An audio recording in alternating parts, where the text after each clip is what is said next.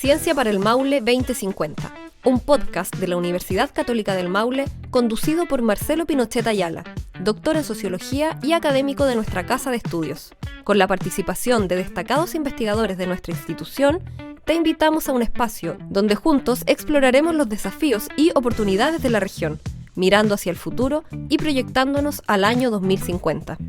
Hola, bienvenidos a un nuevo episodio del podcast Ciencia para el Maule 2050. Un espacio de divulgación científica de la Vicerrectoría de Investigación y Posgrado de nuestra universidad. Aquí, en los campos de la región, se escucha la siguiente historia. Don Anselmo miraba el huerto al amanecer cuando la neblina todavía abrazaba los cerros del Maule. Tomó una cereza madura, la limpió en su camisa y la sostuvo como si fuera un secreto. «Te vas lejos», le dijo sin tristeza. «Más lejos de lo que yo nunca he ido». Esa tarde, la fruta dejó el árbol, luego el campo, luego el valle, cruzó caminos, puertos y mares, hasta llegar a una mesa en un invierno europeo, donde alguien la probó sin saber que llevaba dentro el sol de enero, el polvo del camino y la paciencia de un hombre que nunca salió de su tierra. Don Anselmo, en cambio, se quedó, pero cada cosecha sonreía. Sabía que de algún modo él también viajaba y cruzaba la cordillera y luego mares inimaginables. La región del Maule es hoy el corazón agrícola de Chile. Sus campos producen uvas, arándanos, manzanas, cerezas, que viajan por el océano durante semanas para llegar a las mesas del hemisferio norte. Ese trayecto, a veces de 40 días a bordo de un barco, es una carrera silenciosa contra los hongos y las bacterias que acechan la fruta en cada momento. La industria pierde millones cada año en pudrición, deshidratación y deterioro. La pregunta que la ciencia entonces se hace es: ¿existe una solución que proteja la fruta sin dañar la salud ni el medio ambiente? Aquí, desde los laboratorios de la Facultad de Ciencias Agrarias y Forestales de nuestra Universidad Católica del Maule, esa pregunta encontró una respuesta inesperada pero muy poderosa: el propóleo. Esa resina que las abejas elaboran para proteger sus colmenas guarda propiedades antimicrobianas extraordinarias, que gracias al trabajo de nuestra próxima invitada, hoy pueden incorporarse en los envases de exportación como un polvo rehidratable, capaz de reducir en un 71% la pudrición en los envíos transoceánicos. Estimados amigos, les invito entonces a conversar con la doctora Sara Cuadros Orellana.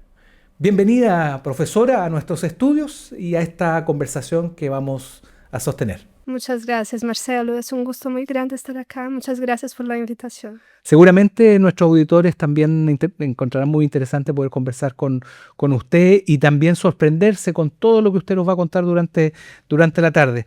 Existe un mundo que habitamos todos los días sin percibirlo. Pequeños microorganismos que habitan en el pan, ¿cierto? En el tomate que consumimos, en cada uno de los alimentos que están allí. En cada sorbo de vino, incluso podríamos decir. ¿Cómo vino esta idea de descubrir este mundo que a simple vista no apreciamos y que permanece muy invisible entonces para nosotros? Sí, desde que decidí estudiar la carrera de biología, soy bióloga de formación, me enamoré de ese mundo microbiano y me fui formando en pre y posgrado en esa área. Entonces, atravesé varias etapas de la ciencia, como los avances tecnológicos que fueron surgiendo, secuenciación, por ejemplo, que permiten ver mucho más y de forma más completa ese universo microbiano. Entonces, así fue como hoy en día trabajo en esa área de estudio de comunidades microbianas que están instaladas en todas partes, dentro de nosotros, en las superficies, en los alimentos, en los ambientes naturales y también en los ambientes construidos. Entonces, sí que es un área de investigación muy interesante la del estudio de los microbiomas. Qué interesante, ¿no?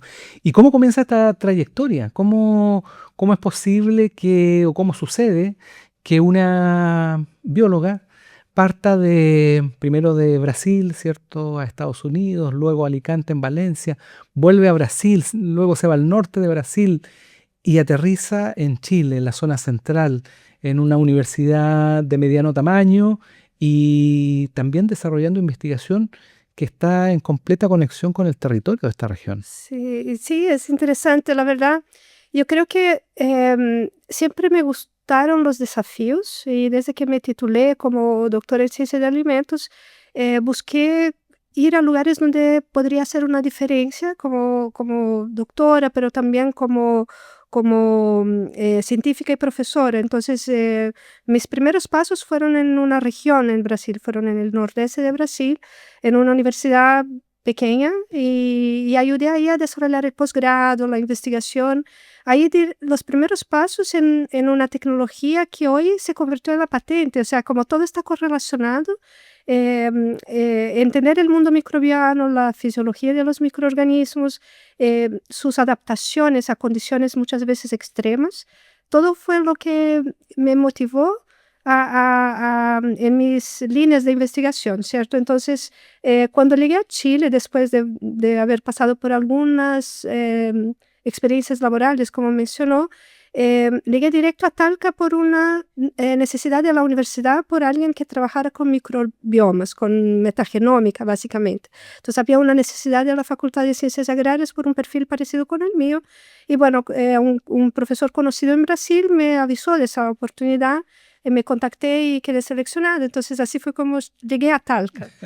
Pero Interesante feliz de camino. estar aquí, sí, interesante. Es una situación así como que me trajo a la oportunidad de estar en un lugar donde también veo problemas que resolver, ¿cierto? Y estudiantes motivados en aprender. Y entonces yo encuentro aquí una oportunidad de desarrollo profesional y también de contribución, de hacer la diferencia, como decía, que es lo que me mueve. Sí, porque es un camino contracorriente, es un camino donde habitualmente los investigadores, los científicos tienden a concentrarse en algunos centros de investigación que en general están en el centro del país, en las ciudades más importantes de Brasil, de España o de Europa o Estados Unidos, digamos. Sí, Es un, sí. es un camino contracorriente, entonces. Es así un poco. Yo, como dije, cuando terminé mi doctorado, yo buscaba algo en ese sentido, de no estar en un lugar donde sería una más y estar en una zona de confort, donde hay becas, donde hay buenos laboratorios, sino que fui a un lugar que me dio una sala vacía, un apoyo a investigación pequeño y pude construir desde cero. Pero ese construir desde cero fue muy gratificante, fue muy, muy agradable porque también me permitió hacer cosas con pocos recursos y eso es un superpoder, yo encuentro, porque eso me permite hacer mucho más con muchos recursos. Entonces, cuando uno aprende eso, tiene un camino bastante más fácil de desarrollo y también de enseñar a los estudiantes, porque es posible con pocos recursos hacer mucho si uno quiere. Entonces es así como comencé aquí cuando vine a Chile. Yo no tenía laboratorio, no tenía proyectos y comencé pensando en postulaciones, ¿cierto? Y busqué asociarme con colegas y mi primera postulación fue un proyecto FIC, la primera adjudicación. Entonces ahí fue donde fui buscando otros caminos y luego un FONDES regular, entendiendo también los intereses del gobierno en cada convocatoria, ¿cierto? Los problemas que quiere resolver y conectándome a eso, entonces adaptándome a la realidad de cada convocatoria. Cuando entendí que necesitábamos más infraestructura de investigación, postulé a un FONDEKIP.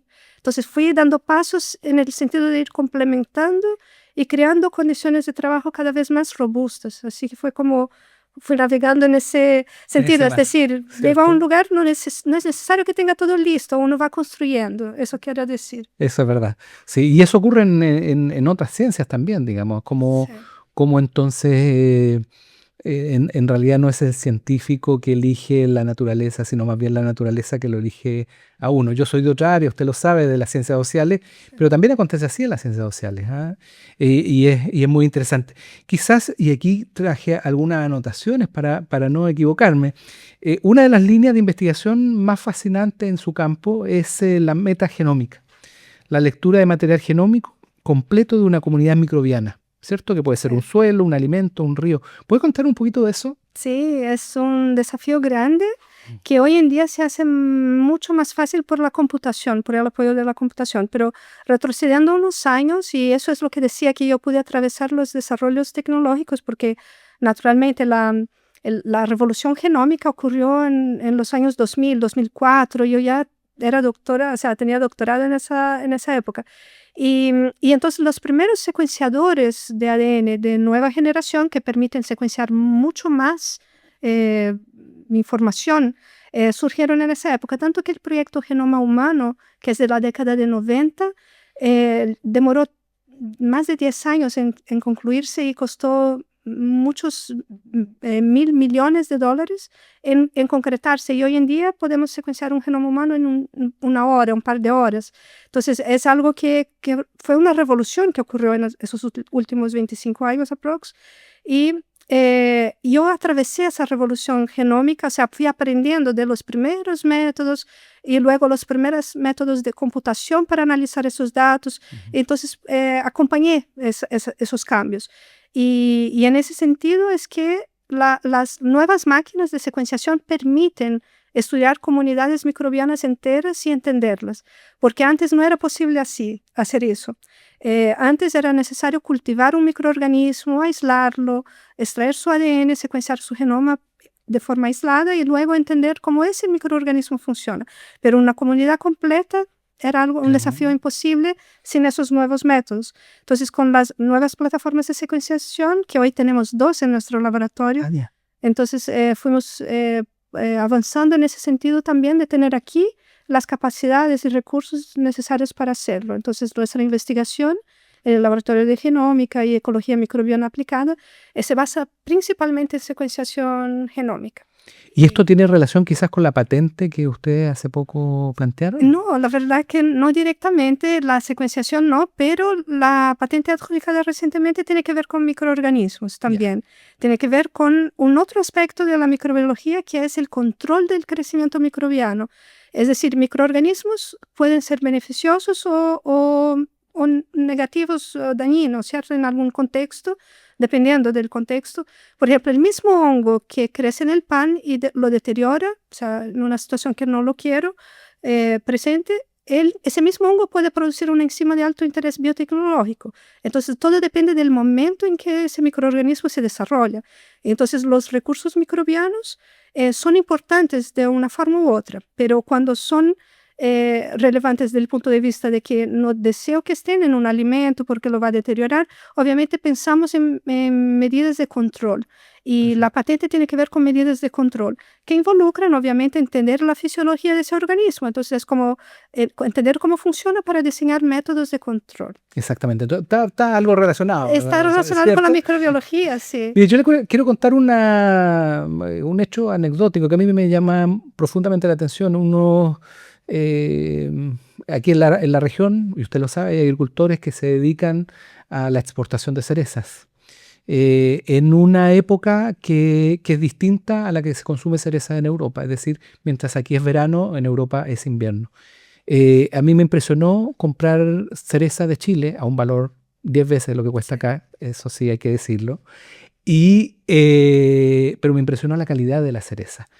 Yo quiero que usted me cuente un poco de cómo es ese camino de que lleva entonces una investigación, y en este caso una patente, para que el propóleo, que es el elemento principal, tenga un efecto sobre el alimento y pueda retardarse entonces su proceso de deshidratación o su proceso de descomposición, para que llegue en buenos términos a Europa después de 30 días, 40 días, ¿cierto? Que va en un barco hacia otros mercados. Si nos puede contar un poco de esto entonces, que también parece muy apasionante. Totalmente, es un desafío grande. La idea surgió del conocimiento que en realidad es milenario, ¿no? De las propiedades del propóleo. Ya se conoce esa característica desde hace muchos años. Hay registro que incluso en las momias en Egipto se usaban entre los extractos vegetales el propóleo como forma de conservación de sus cuerpos, pero en la ciencia las propiedades del propóleo son muy conocidas. Todos usamos propóleo en invierno para mejorar nuestro sistema inmunitario, también para evitar el crecimiento de los microorganismos, por ejemplo, ¿cierto? Es como un compuesto antimicrobiano que usamos como spray, por ejemplo. Entonces, lo que no se conocía muy bien era el efecto de los compuestos volátiles del propóleo. Entonces, la idea surgió en ese sentido de buscar validar el propóleo como un ingrediente, uno de los ingredientes de un aditivo para envases, que son los que llevan las frutas frescas a otros mercados. Entonces, empezamos validando con uva de mesa, en realidad, y las uvas se exportan en bolsas. Entonces, aplicamos nuestro aditivo en esas bolsas y pudimos verificar una reducción de pudriciones, una reducción del blanqueamiento que se produce por uso de SO2. Es un compuesto que se usa normalmente en esos sistemas de empaque para exportación, también para control de hongos, pero tiene un efecto colateral que es el blanqueamiento de la fruta, que también hace perder valor.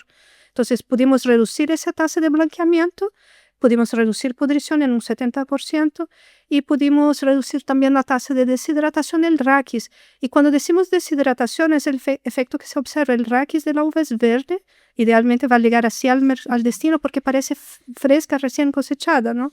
Y cuando está color café, se llama deshidratación, pero también ahí hay un proceso de oxidación.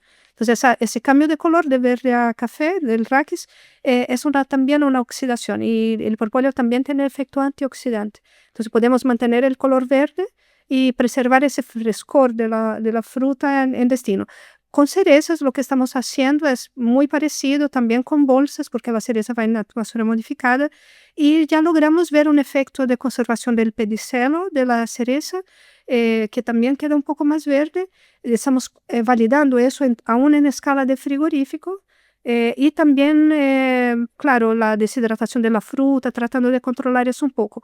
El efecto de nuestro aditivo en la deshidratación es un poco más indirecto, tiene que ver con un control de humedad interno en esa bolsa. Entonces es un efecto de otros aditivos que no el propóleo.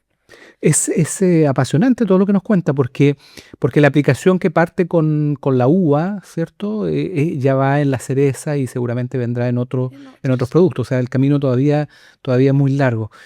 Pero un 70% de reducción de deshidratación es sumamente relevante, digamos. Sí, de la pudrición. De la pudrición, perdón. Sí, es muy relevante porque en uva se estima, esas son informaciones que vamos obteniendo de los exportadores, ¿no? En uva podría haber una pérdida de valor de más o menos $1 por caja.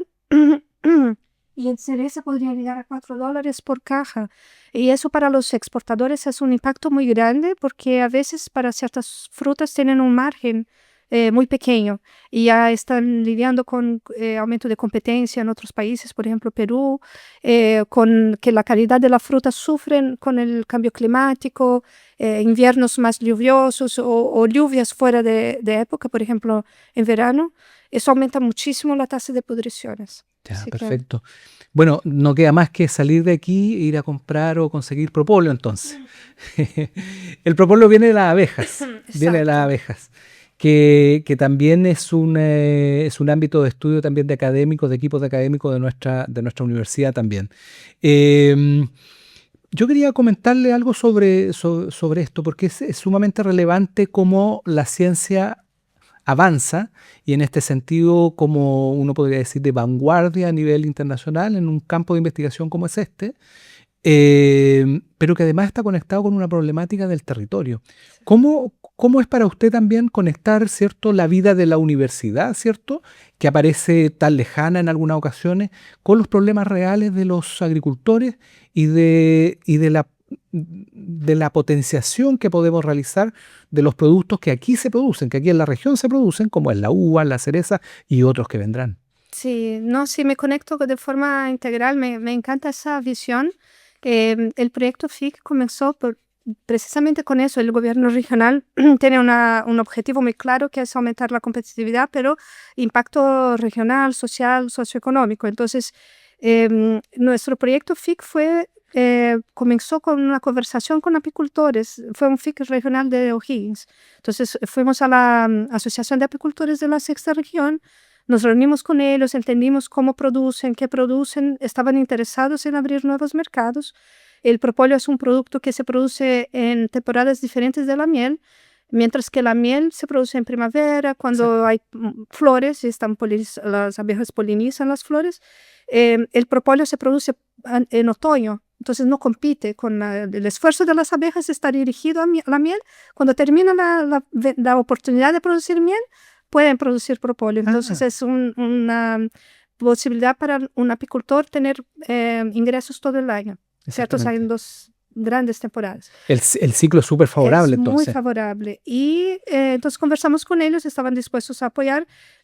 Aún habíamos conversado con la Federación Chilena de Apicultores, pero eso se dio después en un proyecto FONDEF, y también están muy interesados en ampliar ese mercado, es decir, es una de las metas de la Federación diversificar la matriz productiva. Y lo que más me alegró fue que el año pasado una de las apicultoras de O'Higgins, que ahora es secretaria de la Federación, me contactó diciendo que están interesados en crear la primera cooperativa de productores de propóleo. Entonces es como algo que creo que puede haber sido motivado en cierta medida por nuestro proyecto. Ella estuvo acompañando desde siempre los avances, ¿cierto?, en el proyecto FIC, después el FONDEF, y siempre estoy retroalimentando para que sepan que el proyecto sigue. Cuando logramos un escalado industrial o una validación en condiciones reales, ¿cierto?, exportando frutas, la llamé, le comenté, y entonces entienden que eso es real, que estamos trabajando subiendo niveles de desarrollo para llegar al mercado. Entonces es una oportunidad para los apicultores chilenos, la producción masiva de propóleo a nivel industrial, algo que aún no existe una industria productora de propóleo en Chile, sino que ya en países vecinos existe. Entonces, por ejemplo, en Brasil hay al menos 3 grandes industrias que fabrican productos como extractos de propóleo y que son proveedores a cualquier escala que uno necesite crecer. Pero en Chile tenemos que potenciar eso, tenemos que fortalecer, y es de nuestro interés poder apoyar en ese proceso de buenas prácticas, de producción, de procesamiento. Incluso ya postulamos proyectos con la profesora Ángela Contreras, que es mi socia en una startup que conformamos, y el interés es potenciar esa producción de propóleos en Chile. Pero qué perfecto. Y que estamos muy conectados con las necesidades de esos productores pequeños para que puedan acompañarnos en ese crecimiento y escalado del mercado. Por lo tanto, una buena noticia también para las cooperativas, que no son pocos los apicultores en nuestra zona, digamos. Así es. Y se dedican bastante, ¿cierto? Y con bastante esmero, cariño, ¿cierto? Pasión, Sí. a la miel, a las abejas, ¿cierto? Y en este caso al propóleo. Sí. Profesora, también sus investigaciones abordan un problema que es muy urgente también en el siglo XXI, en nuestra época. Sus investigaciones también tienen que ver con los antimicrobianos. Si pudiera contarnos un poco de qué se trata esta área también de investigación de la biología. Sí, sí.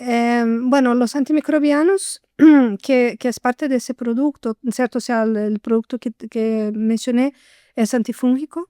Ellos son naturales, esos que proponemos, ¿no? Son naturales, y ellos entran en un momento, o sea, la propuesta de desarrollo de nuevos antimicrobianos naturales surge en un momento en que enfrentamos una crisis mundial de resistencia de los microorganismos a esos compuestos. Entonces, tanto las bacterias se vuelven resistentes a los antibióticos, como los hongos se vuelven resistentes a los fungicidas.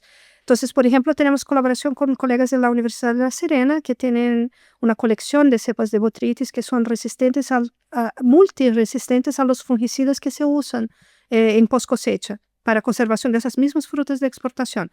Entonces, no es que los los fungicidas cambien, ¿cierto? Sino que los microorganismos se vuelven resistentes. Entonces, el problema de pudriciones sigue ocurriendo porque cada vez más esos hongos son resistentes. Y eso se está demostrando. Entonces, el hecho de buscar nuevas soluciones que sean naturales es importante. Y pudimos probar nuestro aditivo, ese que comentaba, con esas mismas cepas multiresistentes a fungicidas y vimos que son sensibles al aditivo con propóleo. Entonces, sí que hay una gran oportunidad de buscar nuevos antimicrobianos naturales que puedan ser efectivos y reemplazar los compuestos químicos que ya no funcionan. Entonces, eso es una tendencia y no solo en el área de conservación de alimentos, como mencioné en el caso de fruta fresca, pero en otras áreas también. Por ejemplo, la salud humana, eso obviamente también es un gran problema, ¿cierto? De bacterias resistentes. Entonces, sí. Y hay algo que me llama la atención en esta conversación también, es que usted no habla de productos que son más bien de origen natural y por lo tanto no son químicos como podrían ser otros, sobre todo en el ámbito de la agricultura, en este desarrollo económico que acontece en nuestra sociedad. Vemos también, digamos, un factor de depredación también de la agricultura, ¿cierto? De la agricultura tradicional, etcétera. Pero en su caso, la idea es la bandera de, digamos, los productos naturales. Sí, de sustentabilidad totalmente. Sobre todo en nuestra facultad, la de Ciencias Agrarias y Forestales, tenemos esa cultura de buscar métodos más sustentables. En el perfil de egreso del doctorado en biotecnología translacional es uno de las marcas que queremos que el estudiante tenga, de buscar soluciones sustentables. Y vemos eso como un camino necesario para el desarrollo, porque estamos degradando el ambiente, estamos llegando a límites peligrosos de que ni los químicos sintéticos, que son esos que usamos, están siendo eficientes. Tenemos en la universidad investigación que demuestra el efecto dañino a la salud de personas, niños, en colegios, ¿cierto?, que están expuestos a esos compuestos. Y solo para mencionar un poco de la idea de ciclo, de que todo está conectado, la salud y ambiente, como tenemos también un programa aquí de doctorado en salud ecosistémica, ¿cierto?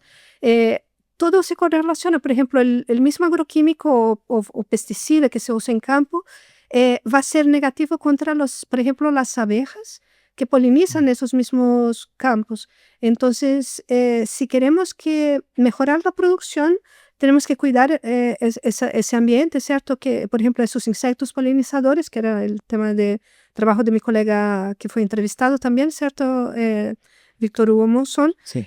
La polinización es necesaria. Entonces, si protegemos el ambiente y las abejas y los insectos, y asimismo conseguimos controlar los hongos que producen pudriciones y enfermedades en los cultivos, estamos haciendo algo de manera sustentable.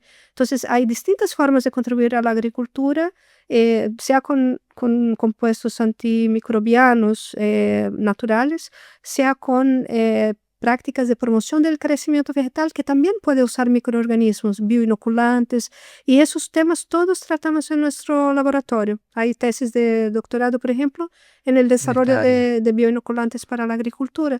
Y entonces todo tiene que ver con la sustentabilidad, con ese cuidado. Sí, es impresionante ese camino entonces, porque además entiendo también que usted ha sido capaz de también transmitir estas ideas, esta pasión también, este cariño también a sus estudiantes de pre y posgrado, ¿entiendes? Sí, la verdad es que trato de trabajar como equipo. Tenemos mucha visión de trabajo en equipo. Ellos mismos se ayudan, colaboran uno con el otro en el laboratorio, y eso hace que cada uno pueda ver desde distintas perspectivas, porque ve su trabajo, ve el del colega, y eso hace profesionales más completos.